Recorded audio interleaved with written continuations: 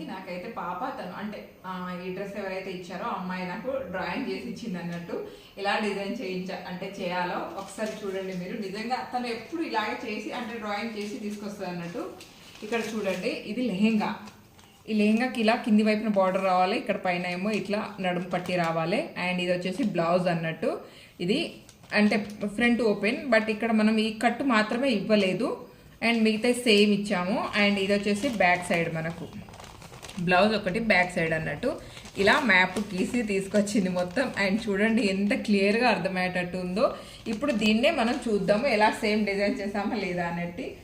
ఇది ఫ్రంట్, తను గీసిన విధంగా ఇది ఫ్రంట్ అండ్ ఫ్రంట్ పార్ట్ అన్నట్టు. ఇది బ్యాక్ సైడ్ ఇట్లా కిటికీలాగా ఈ విధంగా.